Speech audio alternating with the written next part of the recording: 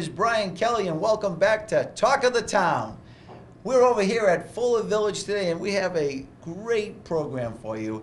I was doing a little talking to one of my friends over there, and I found out that they have been working on a memoir project, and the results of that project, we're going to have a book called We Remember When. And to tell you a little bit about the book and to meet some of the people that wrote parts of the book, we're gonna start with Deborah Felton. Deborah is the executive director of Fuller Village, and Deborah, are you excited about this whole program? Oh, it's an excellent. Oh, you have a mic. I'm sorry, you already have a mic built. That's right. It's an excellent project that was spearheaded by the residents, and that is what makes Fuller Village so exciting every day.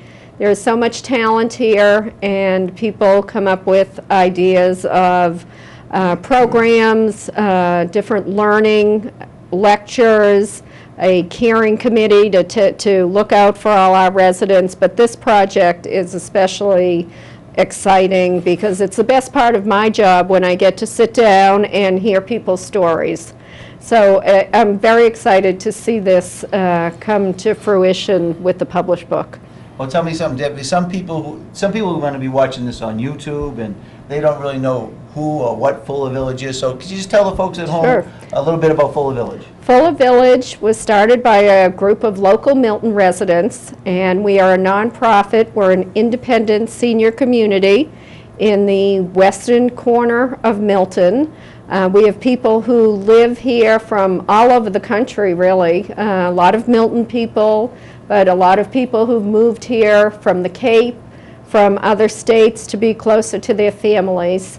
We are a life-learning, very active community. We have an indoor pool. We run 9 different fitness classes. You don't have any tennis courts, do you? Oh, we just built 2 beautiful tennis courts. We have tennis courts too? We have tennis courts, and we have somebody who's coming to, Paul Dorsey, a longtime Milton coach and resident, is coming to teach some tennis clinics this fall. So we're very excited about that. We're having an open house October 27th from 4 to 7 in the afternoon for people to come and see Fuller Village. Excellent, excellent. Well, you do have an active group, and this is, they're pretty excited about being on TV today. Oh, it's great. It's wonderful. TV is great, and we love to share the excitement of Fuller Village with everybody. Well, thank you very much. And next we have Betsy Buckbinder. Did I say it right, Betsy? Perfect. Perfect. Now, Betsy, from what I hear, you're kind of the chairman of the Memoir project. Is that correct? That is right. So tell us about your role in involvement with this project and what it means to you. I'm happy to do that. I have in my hands a book that was sent to me by one of my former students. It's called My Legacy is Simply This. I was a school teacher for 25 years here in Milton. And like most good school teachers, I take ideas wherever they come from. And if I can incorporate those ideas, perfect. Well, when this book came to me with a little note, Mrs. Buckbinder, I'm so happy to send this to you. However, you can't be in it because you're in Milton, and this has to do only with Boston, particularly Charlestown, Chinatown, East Boston, and Mattapan. And this is the book. Our book will be just about this size, well over 300 pages. So when I took this idea and said, I looked around and I said, we have such wonderfully diverse, talented people. My generation knew how to write. And I lived with peers from all over the country, really.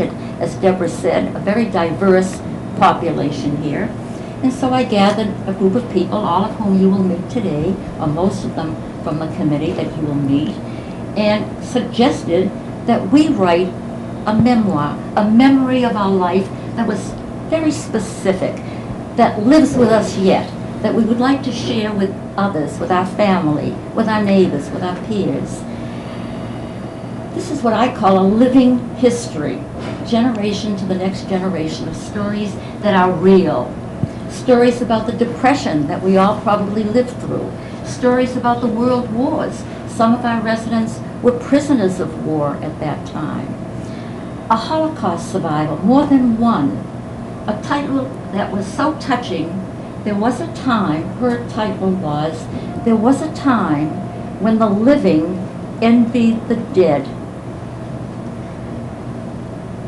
Marriage, love, divorce, raising children, traveling across the United States when there are no real roads to travel. Every conceivable emotion is expressed in this book. There was a snowstorm in '78 that we all lived through, and one of our residents, her husband got caught in the storm and never got home that night. And then we have a resident. Are they still looking for him? Fortunately, they found him, but they found him because one of our residents had the equipment and the machinery, Mr. Driscoll, to clean out Route 128 and save all these people from spending another night out in the storm. So we're going to read in juxtaposition a story of a storm, a story of being saved. One gentleman wrote about developing a power supply that was put in the Gemini project that permitted NASA to send to the moon. So we run such a variety of stories here, so well written. It's a thrill. We have been working for about 1.5 years, that's all it's taken. My estimate would be that we have about 70 memoirs. At this moment in time, we have 90. We have the equivalent of almost 74,000 words, which Mike tells me should be about 340 pages in length. And speaking of Mike, you can have the best idea in the world, but if you don't have someone to put it into motion, it does not happen. And Mike, the keeper of files, the keeper of the computer data, and I have to say, an emissary of goodwill when we had touchy issues. I call him my diplomat without peer, my Brian. Michael, welcome to the show. Thank you. And thank you, Betsy. So Mike, tell us about yourself and your involvement with this project. Well, in truth, I'm a bit of a Johnny-come-lately to the project. Betsy gave you its origin, and at some point in time I heard about this memoir project, and I just thought it was Betsy finding something new to keep herself busy, and I didn't pay much attention. But one day I asked her, are you putting these memoirs into a computer? And she said, well, no, we're just collecting them. People are typing them or handwriting them and so on. So that was my error, because then she quickly collared me and brought me into the project, and I'm happy to be a part of it, of course. And my role is to take the memoirs that are submitted and to convert them into a standard format, the particular font that we've chosen for the project. And I've also worked on developing the cover of the book, which we just recently agreed upon, is in the final state, and which I'll furnish you a copy of. So the viewers can see. So the viewers can see it. Yes. And I've been in contact with the publisher that we have zeroed in on to publish the book for us. So, but these are things that I enjoy doing. I've been involved with computers. I'm not a computer expert or anything resembling that, but I do enjoy working on computers, and so this has been, I've really enjoyed being associated with this project. And when will the book be completed and ready for the viewers to purchase? Sometime after the first of the year, we hope to go to the publisher with the finished manuscript, perhaps sometime in November, optimistically speaking. And so we look for it shortly after the first of the year. And then people will be able to purchase it where? Well, Amazon.com and other booksellers. And about how much will this investment be for these folks? Well, the retail on it will be $14.95. Not 15. Not $14.95. And we feel that that's a real bargain for what people will be receiving. Now, I know it's expensive to publish a book and distribute it. My question to you is, what are your thoughts for the profits, if you make any from this book? Or has that not been decided yet? Well, my assumption at this point, and we haven't really, this isn't something that we've dwelled on, but the Residents Association does have an account, and we do use our funds for the betterment of Fuller Village and for the betterment of the residents in terms of the activities, some activities that we support, or special projects perhaps that come along from time to time. Like memoir projects? Well, that's right, yeah. Maybe there'll be another book in the works. It's conceivable. If Betsy's still around, it's entirely possible. Well, thank you, Mike, for all you've done to contribute to this project. And next we have Ellen White. Now, let me tell you about Ellen White. I wouldn't be here today if it was for Ellen White. She tracked me down and she says, oh, there's this memoir project. Have you heard about it? And it's just bubbling with enthusiasm about this. So I would call Ellen the goodwill ambassador of Fuller Village. I don't know if you would agree, but that's what I would label her. And Ellen, tell us a little bit about your thoughts. I know a few years ago she was running around this facility with a tape recorder trying to capture some of the stories from some of the residents. She's just so excited about the stories that she's heard. And now with Betsy, with your leadership and everything, this has come to fruition, a memoir project, which is, I don't think this is what you had in mind originally, but this is probably even better than what you envisioned. No. We were at dinner one time with this fellow who was talking about being in the service and how he was on a ship and the ship was torpedoed and he went on a rubber raft and he finally was saved and got on another ship and saw the flag go up at Iwo Jima. And I thought, wow, what a story. And so we had him over for dinner and he chatted and I had the tape recorder going and we heard his life story from age 18. Unfortunately, he passed away just last month. Did you have enough tape? You started at age 18. I don't have the entire thing on tape, but we did take a portion of it and put it in the memoir project. And other folks, too, just weren't comfortable writing. And so even after this project got started.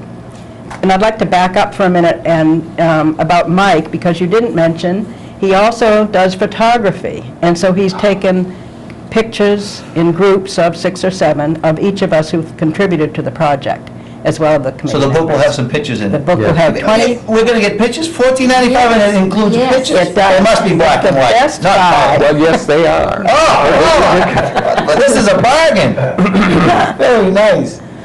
Well, thank you very, very much for, Ellen, I'm sorry, I cut her off. Oh, man. Go ahead, Ellen, what else did you like to say? We have to thank, a big vote of thanks to Muriel Pellegrino, who has done What so did much Muriel typing. Muriel typed a lot of the memoirs that were submitted, handwritten perhaps, or some typed, but she did a great deal of the work, and so we are very appreciative. Thank you, Muriel. She's on our staff. She's on, I would not expect anything but that. Right. I mean, what a place, huh? What a country. So that's part of Deborah's staff over here at Fuller Village in Milton. And so we're talking about the Memoir project. We're talking about a book called We Remember When. And will be coming out next year, $14.95. Yes. And we hope you all buy lots and lots of copies. Thank you. Don't we? So now we're going to hear from some of the people. Thank you very much for being here.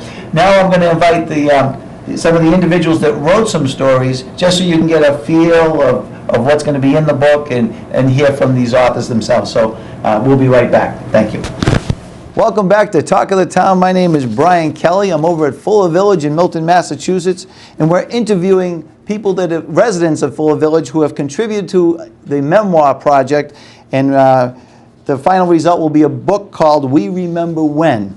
I'm here with one of the residents that submitted an article for the book, and her name is Jane Douly. Jane, welcome to the show. Thank you. How are you today? Good, very good. So Jane, I see you wrote an article about what happened when your husband had a stroke. Yes.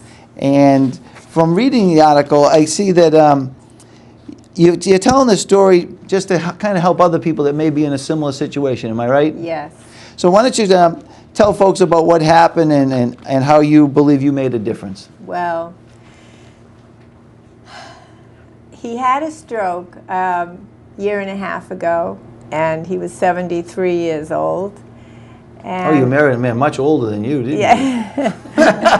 And I wanted to write about what happened and how I knew he was having a stroke and his recovery. And I wrote it especially for my children, so that they would know that their dad was so strong and brave and persistent and courageous.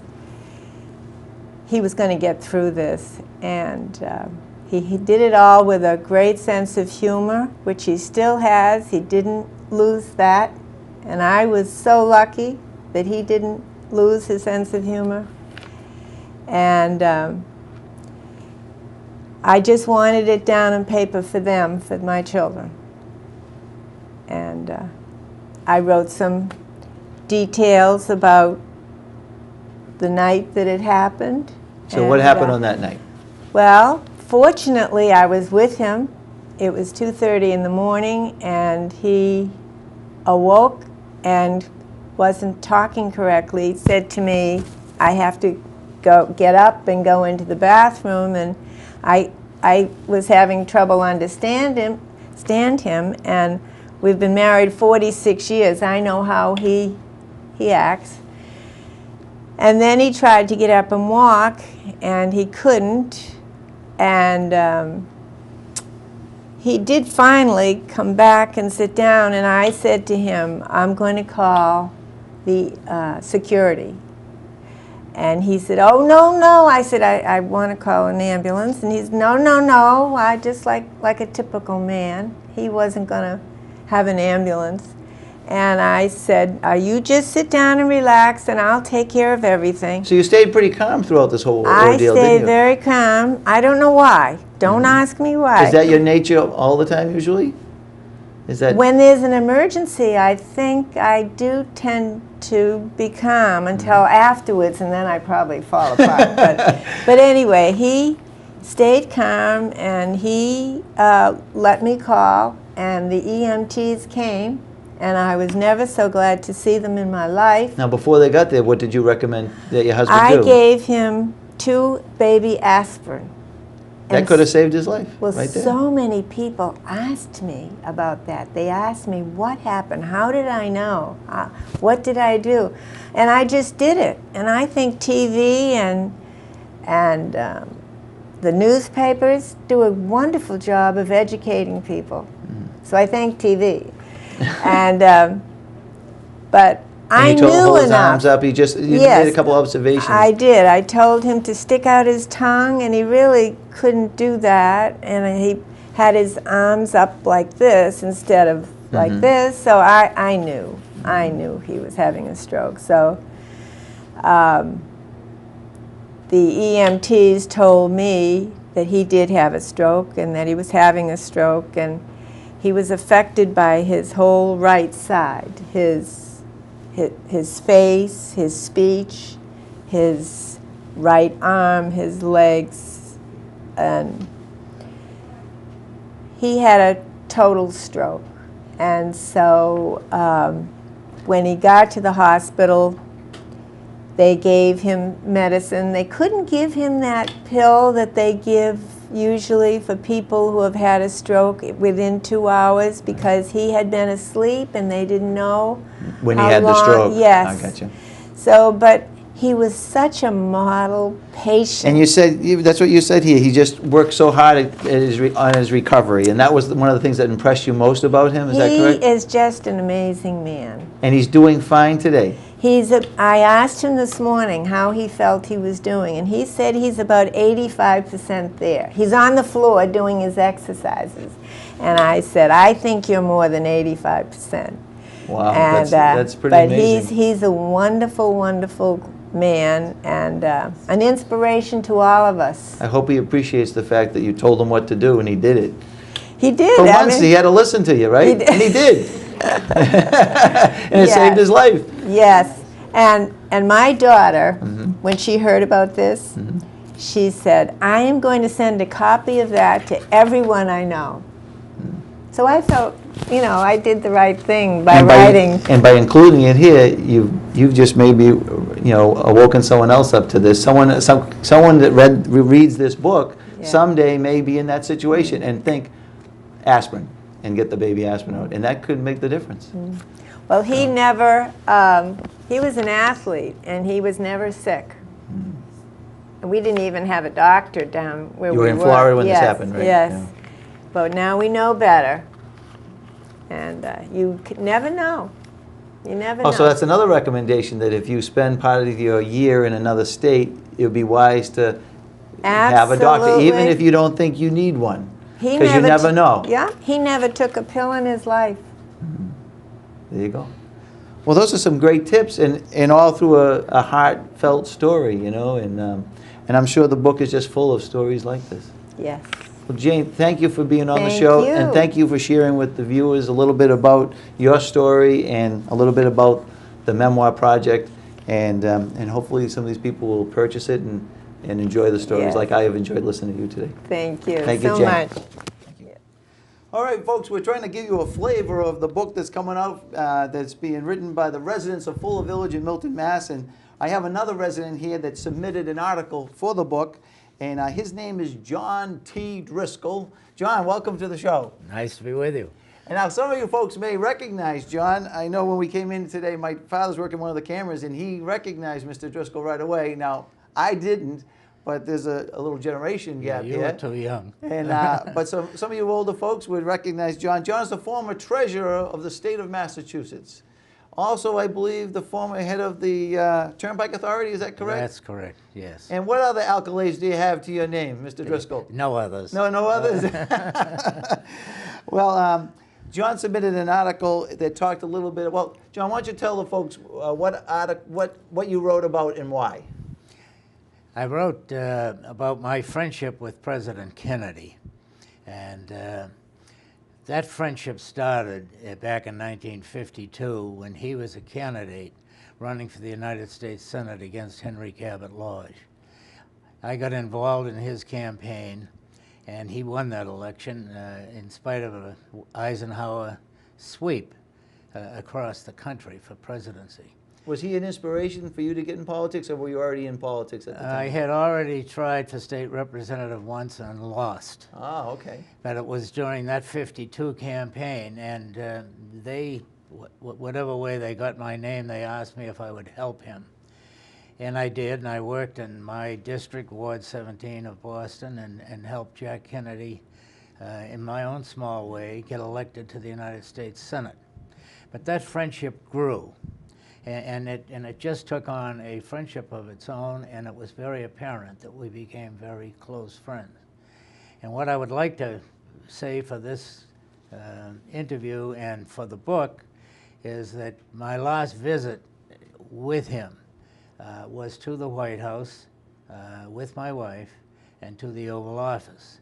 And I was asked by the United Fund of Massachusetts to go down to visit with the president because they knew I was friendly, and see if I could get a contribution to the United Fund. And I was successful in that. And during the course of the discussion and the cameras, President Kennedy asked, he said, "You're chairman of the government division for the United Fund of Massachusetts. Who is the general chairman of the drive?" And I answered him, "Elliot Richardson." And he didn't like that, did he? And with that, he had a humorous expletive, because he had just removed Elliot Richardson from the United States Attorney's job here in Boston. Elliot was a Republican, and most people know that name and the background, and a good fellow, by the way. And he put his own man, Arthur Which was Garrity. Arthur Garrity, wasn't it? Arthur Garrity. And was he the one that ordered the cleanup of Boston Harbor? Was that No, the same? he's the one that ordered the busing. Oh, the busing. Yeah, Oh, okay. Arthur Garrity from Wellesley. But Well, we're running out of little time, but let me ask you a question, John. You in the story you talked about, you were there for the after President Kennedy was shot. You Well, at his funeral. I was at his funeral. You were actually at his inauguration also. Oh, yes, yeah. I was at his inauguration and unfortunately at his funeral, and it was an extremely sad weekend, and you could feel that sadness every place. And you had a private viewing also, not just in the rotunda at the Capitol. Well, I went to the rotunda in the Capitol with one of the congressmen, Eddie Bolin from Springfield, and then the Massachusetts delegation was invited to go to the White House again, to the East Room where he was laid out, and we had that visit. And so your last visit with him when he was alive was October 25th, well, about a month before he died. 1 month to the day before he died. And I noticed you said something about they sent you, his secretary actually sent you the photograph, and you have that photograph today with you and your wife? He invited my wife to have a picture taken with the three of us, and she was shy, and she said, "Thank you, Mr. President, but I'm just tagging along. John's here on business." And his answer to that was, "Gene, I want to have a picture taken with you." I don't blame him. She's a lot better looking than you. That's right. So I have that picture, and I feel very fortunate to have it because it was only 1 month. And when you think about what goes on in the White House and what in fact did happen 1 month later, I don't know how I got the picture, but I'm guessing that I got it from Evelyn Lincoln, who was his secretary. Well, you better talk to Betsy Buckbinder and see if they can include a picture of that picture in the book. That would be a nice addition to the book. Okay. Mr. Driscoll, I appreciate you sharing with the viewers at home, and you're gonna, folks, when you read the story, you're gonna get a little more detail, and obviously it's just a heartfelt story about his relationship with the president, and boy, we're fortunate to have such great people like you here in Milton. Aren't you nice? Thank you. Thank you, sir. Thank you. Nice to be with you. We're continuing our interviews with some of the residents over at Fuller Village in Milton, and I have with us here Blossom Glassman. And Blossom, you're going to talk about, when you were a young girl, the impact of the war, World War II at the time. Yes. So if you'd like to start sharing that with the viewers, go right ahead. Okay. The memoir I chose to write was Memories of a Wartime Childhood. And these are memories that I have lived with all my life.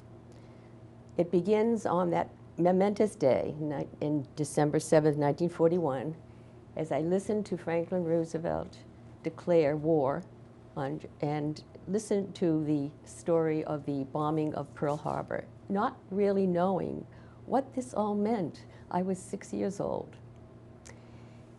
But I was frightened by this. So I asked the logical question, will they bomb us next? And the answer was absolutely not. But I wasn't quite sure. There was apprehension. There was some anxiety.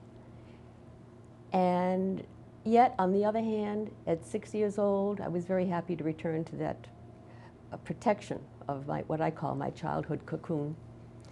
But my life did change, and it changed radically over the next 4 years. From my perspective as a child, it was probably different than it would have been from the perspective of an adult. On the home front, things were changing so quickly. It was electric. It was exciting. I'm almost ashamed to use the word exciting. But it was exciting. Life routines changed, and yet there was a balance. There was a balance between what the war did to infringe upon our everyday life and the way in which we were able to maintain our everyday life routines. But the encroachments were there. I can remember signs popping up everywhere. Uncle Sam wants you. And I was very happy to be delegated to be the person at home that would take out the tin cans and smash them, which was a lot of fun, jumping up and down to flatten them as best I could, and then bringing them over to a storage bin so they'd be picked up by the scrap companies. And I couldn't help but think to myself what a wonderful contribution I was making. I had visions of bombers using my tin cans and bullets and machinery, and I knew in some small way I was contributing to the war effort.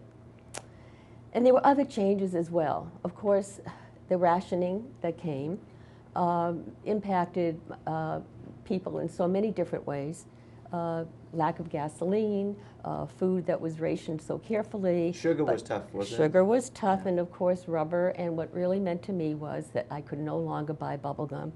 And even though my mom was even heartbroken about her nylon stockings, the bubblegum issue remained Paramount serious. to you. Yes, yes. And you yes. talked about the the sirens, the air raid sirens. Well, that was kind of a frightening aspect of my life too, because in school, the wonderful effect of the air raid drills in school was that we used to miss certain things like arithmetic and reading sessions, but never recess, which was wonderful. But at home, at night, we had to use the blackout shades, and it was kind of frightening because there was very little light in the room. That was not allowed. And I can remember watching and listening for what I thought might be bombers overhead, and not quite sure whether I was as protected as I thought I was. But it was a frightening aspect of my life, and yet when that siren went off to say the all clear, suddenly all this was forgotten. But I will tell you that at the end of the war, and I was 10 years old, and I was old enough to fully understand what was happening on the other side of the world. This was an evolving understanding. And I must say that it suddenly gripped me that I was so grateful, profoundly grateful to my grandparents who came here from Russia. And I often thought, and still do, but for them, what a very different childhood mine would have been. One of the things I noticed that you said here, you said during the air raid sirens, it's cozy, exciting, and scary, all in one. And it was. Yeah. And it was. I can't imagine what it would have been as a child, you know. Well, you know, folks, this is just another example of some of the eclectic stories that make up this memoir, and I think what it's going to do is bring back those stones. It's like a touchstone for different people because they experience similar things. It's going to bring back memories. And so it's really going to be an emotional return to some things that happen to some others who read your stories. Absolutely. So I certainly appreciate hope so. you. I appreciate you being here, Blossom. Thank you. I'm excited for you because I know you're going to get lots of copies, right? And give them out to all your friends, aren't you? Yes, friends and family. There you go. Well, thank you for being on the show, and thank you for sharing. Thank you very much, Brian. It's a pleasure. We have another resident with us, a very special man that I've known for quite a few years now, and I consider him quite a gentleman. And if I envision a gentleman, I think of this man. His name is John Hemingway. John, welcome to the show. Thank you.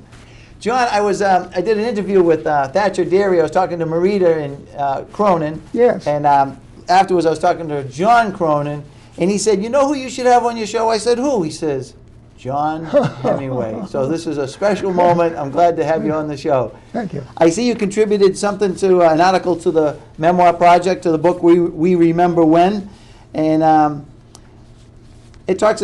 Well, tell us why you wrote what you wrote and why you selected that, because you've had quite a life, and I know you have lots of stories. Well, I guess my theme is land and conservation, and this all started. I was in the service for 3 years in the Army, private, and after the war, I became associated with an organization called the Massachusetts Forest and Park Association in Boston, and they did some excellent conservation work, particularly in legislation.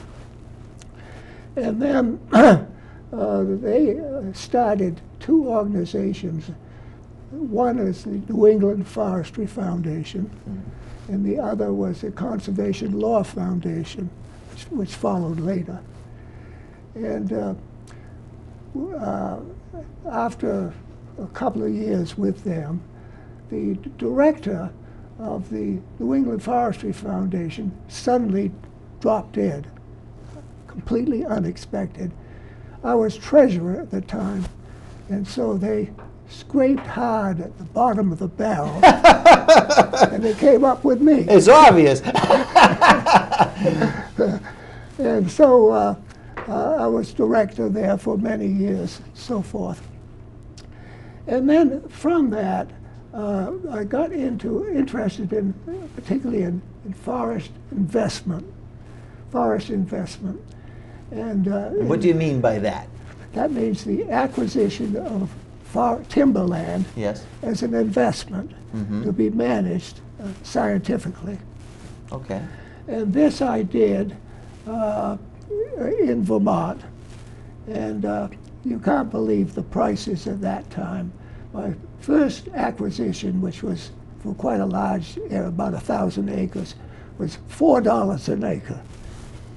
I'll give you double that right now. And we added to that and so forth, and I have continued this timber management. And So is that what you did for mostly for your career, is manage timber? yes, that's true, yeah. And it's a process of preserving trees, planting trees, not just clear cutting? Planting is going very much out of the picture. There's no planting? Yeah, nature does the planting. Okay. But careful timber cutting can enhance the value of the property. And the name of the game is to always increase quality. Not so much quantity of timber, but the quality of timber. So then going to another theme, my family always owned quite a bit of land. My grandmother owned a large area in Milton, my great-grandmother. My grandfather owned a lot of land in Canton. My father owned a sliver of land. And so... Does that make you a land baron? It makes me appreciate Fuller, because I could walk over from my house to this spot here, and it was very nice to have Fuller Village here. But just two quick projects. One was, you can't believe it, but at that time we had a sawmill in Milton. Yes, I think I saw you wrote about that on Randolph Ave. Randolph Avenue. And this was very much my baby. And I thought it was a pretty darn good idea, because the trees along the roads were cut down, and before that time they were taken to the dump. But we saw a good way to utilize these trees. So we cut them into timber boards and so forth, and they were used by the town, particularly by the water department, for blocking. So that was one project. And the other project was right down on Harlan Street, right? Right down at Harlan Street. So we're running low on time, so tell the folks what you did that made a difference just this year. Yeah, well, it was a flood control project involving more than a couple of hundred acres. The dam is arranged so that it will back up and overflow if the rain volume Increases to a certain point. So in effect, by having that dam, which John Cronin helped me build that dam with much help from the state and the federal government. Well, in the last, shall we say, the flooding that we just recently had. Yes, it would back up and overflow in what we call a flood area without doing any damage. So by this project, we could save and did save. Quite a few homeowners, a lot of distress. A lot of distress. How much did it cost for that project when you built it? Well, I would say in the vicinity of $1 million. And that was a lot of money at the time. That was a lot of money. And it was your foresight, yours and John Cronin's then, that really saved a lot of homeowners today, years later. We like to think so. Well, it did. Well, John, thank you so much. And folks, you pick up the book, you can read more about some of the exploits of Mr. Mr. Hemingway. And we'll have to have you on the show another time, and then we can learn some more. Thank you, John. Thank you. Our next guest is a woman by the name of Nancy Curin, and Nancy's going to talk a little bit about someone that means a lot to her, a very special person in her life, and that was your mom. Right. Nancy, welcome to the show. Thank you. My mother's name was Noni Rita O'Sullivan, and she was born in County Kerry, Ireland, and my father comes from County Cork. And they came to this country in their early 20s and settled in Dorchester. They bought a two-family house and my sister and 2 brothers and I were raised there. We didn't have a lot of material things, as most people of that generation did, but we were very happy, and my mother was such a good influence. She had the most positive attitude of anybody I know, yet she was a dynamo. She was 5 feet tall, probably weighed 100 pounds, and we did what she asked. Those were the olden days, and the respect for your parents was wonderful. My mother's motto was, keep the good side out. And I think I still have that, and I do try all the time to find the good in people. And I wanted to pass that down, so that's why I decided to write about my mother. And actually, I specifically wrote about her funeral. She died in her mid-80s, and it was a celebration of life. And I have a brother who's a priest, and he celebrated my mother's Mass. And during the Mass, our grandchildren brought up a gift that reminded us of my mother. And what were those gifts? One was a teacup and saucer to represent her hospitality. There was always a tea kettle brewing and Irish bread for anybody who dropped by. We brought a pair of gold shoes because my mother loved to dance, and she loved Irish music at any time. So her love of Irish music and friendship was symbolized with the gold shoes. And then we brought up a pair of her rosary beads, which were well worn because of her faith. And her faith got her through many, many hard times and many happy times. Your faith was just an everyday part of your life.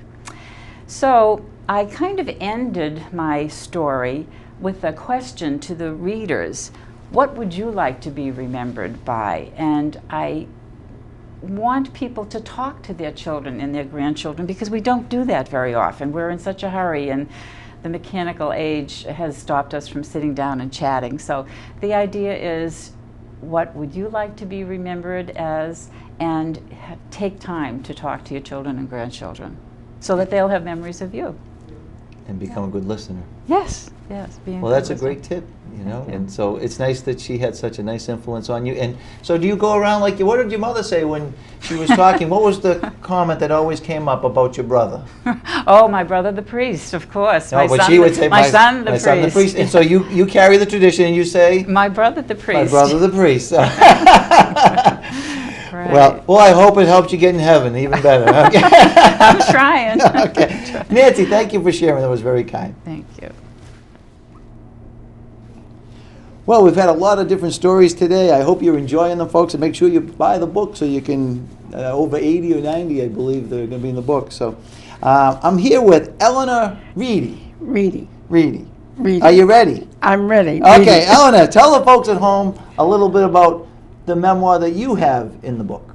Well, I'd like to begin by saying how blessed I am to be at Fuller Village, because I never thought I would ever move out of Quincy, the city of my birth. So I want to say that I have made so many friends here at Fuller, and I did not even want to move out of Quincy. So that's my blessing, is to be at Fuller Village. I don't know what to tell you about my life because so much has happened. What would you like to know? Well, you submitted an article about a parade. Tell us what you think about a parade. Well, I remember that parade, even though I was only 3 years old. Wow. I remember hanging on to the I can't remember yesterday. Well, I don't know where my keys are. Fair enough. But I remember hanging on to that doorknob and looking at all the people going by, and there were men in cars waving their hats, and I did not understand what it was all about, but I knew everybody was excited, and there was so much hilarity in the air. And so I asked my son to investigate and see what that parade was. Oh, I see. So you did some research back. Did you have an old photograph of this? No, I don't. Just a memory of it, okay. Memory. And my son told me that those were Civil War soldiers who were going by, and they were celebrating the end of World War I. And I thought, oh my goodness, I cannot believe that I saw people from World War I. Well, also from the Civil War. The Civil War. Right. And so then I continued thinking about writing. And when I was in high school, my English teacher told me I should be a writer because I had a gift for it. So up to this time, I have written several stories.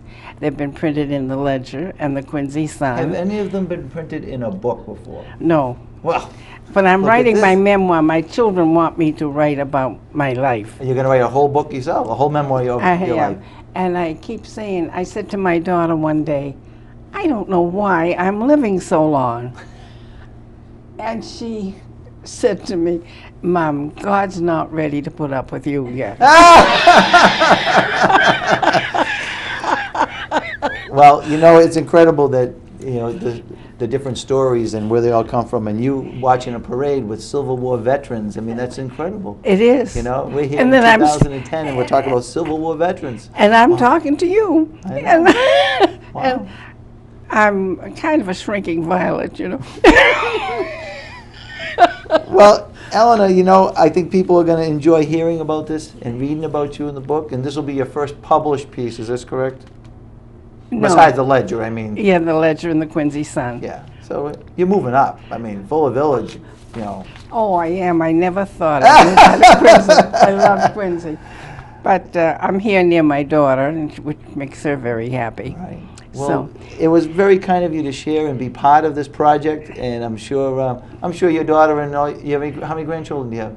I have 13 grandchildren. Oh, that's a lot of books. Including $14.95. Including triplets. Amazon.com, and they know how to do Amazon.com. Those kids. Well, I have triplets. Triplets. Well, see, I am the world will be different if you had I never am been a born. very blessed woman. You are, and we are to get to know you. Thank and you. the folks at home will be to read about you. Thank you. Thank you, Ellena. Appreciate it. Folks, welcome back. We're talking with residents of Milton's Fuller Village, and our last guest today is a gentleman by the name of Kurt Ladner, and Kurt contributed also to the book We Remember When, and you know everyone has different life experiences, and unfortunately, of many of the stories in the book, Kurt's probably is one of the toughest stories. He probably endured something that most people just hope they never ever have to endure. And we're fortunate that he is here today. And Kurt is a survivor of the Holocaust, and he was a prisoner in Dachau. And we're just lucky that you're alive today, considering. Yeah. And you wrote a poem. He wrote a poem back in 1995. 50th anniversary. For the 50th anniversary of the Holocaust. Would you like to share that poem with the viewers at home? Appreciate it. Today it's now 65 years ago. In Dachau, freezing cold, ice and snow, where I suffered 50 years ago.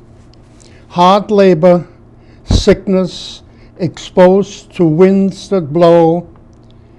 I was near death 50 years ago. Vicious SS guards tormenting, grinning from head to toe, watching me shiver 50 years ago. Dysentery, typhus, and lice that seemed to grow drained my blood 50 years ago. Nothing to eat, quarantined, lost everyone I know to the final solution 50 years ago. The Allied forces came and beat their foe. I was liberated 50 years ago. Alone, my family gone, recovery very slow, I started a new life 50 years ago. These sad memories, thoughts that come and go of terrible years 50 years ago. But all must deal with life, however high or low, with hope there will be no repetition of 50 years ago. Very nice. Very sad. Kurt, why do you think you survived? Who knows? You think it was just a little bit of luck? Well, there's a little bit of everything, you know. I was known as a soccer player, so I had here and there a little extra food, and people sort of looked out for me at times, a doctor especially. And I told Betsy that I just wrote a book, you know, about my memoirs, that she could use whatever she wants, you know, and she uses this. How old were you at the time?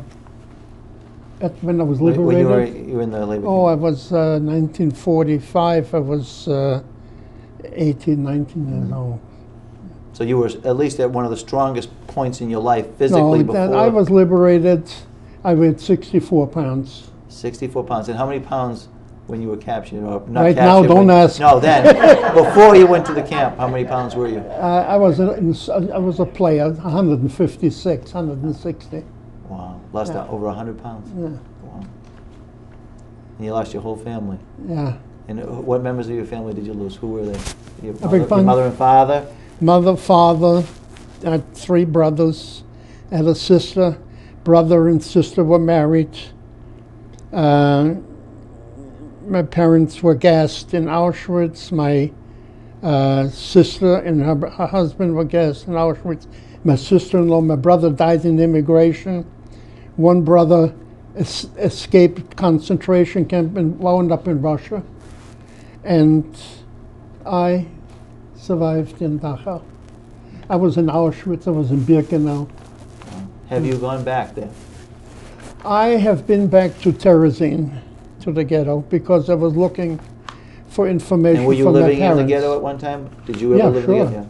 I was in Terezin, Auschwitz, Birkenau, and Dachau. And it's in my book, if you want to, I want to advertise it. And I went back to the ghetto for information about my parents. And that's when I learned what happened to them. Other than that, memories are sad. 1 minute. So what advice do you have for the young people who are watching today? It's exactly what I said. Doesn't make a difference what you have to endure. You got to take life the way it is, and you got to make the best of it. Hopefully, nobody hurts anybody else. I'm not for war. I'm not against any religion or against anything else. People have to live with each other the best way they know how. Well, that's wonderful advice. Well, thank you for sharing very much. It's her fault. It's Betsy's fault. Oh, yeah. Well, we're going to have Betsy come on for 1 more minute as we close out the show. And Kurt, thank you so much for being on the show today. It's a pleasure. Betsy, well, we just interviewed some of the residents that contributed to your book, and the book that you're the chairman of the group that produced this book, the Memoir Project, and the name of the book is called We Remember When. Right. Just some fascinating stories from the whole gamut, you know what I mean? And boy, what a closeout with Kurt. I mean, powerful stuff. Powerful stuff. And so, you know, is there anything else you want to share with the viewers before we go? I mean, They've only heard a smattering, a very small example of what people have endured, have lived through in their lifetime. All of us here at Fuller are thrilled to be here, as you have heard from many of the people who have spoken here today. The book is a glimpse, as I said before, a glimpse into a living history that your children should know about. My own children don't know half of what I have said in the book. Of course, that means 2 or 4 extra copies of our being you're a smart girl. She's a good marketer. So I thank everybody who's been a part of this whole thing. I thank you for the privilege, and Ellen for the privilege of contacting him for us. It was my privilege. I got to meet some fascinating people and to read some stories that, and I'm going to get a copy of the book because I am really looking You forward to might even reading. get one gratis for doing this. What a country! Alan said no. No, I'm the chair. I'll pull rank. There you Ellen. go. Well, Thank you know, all very, very much, and thank you, Deborah, for your support throughout this entire thing. thank you folks for watching Talk of the Town. I hope you enjoyed the program, and we'll be back again soon. Thank you. Bye-bye. Thank you so much.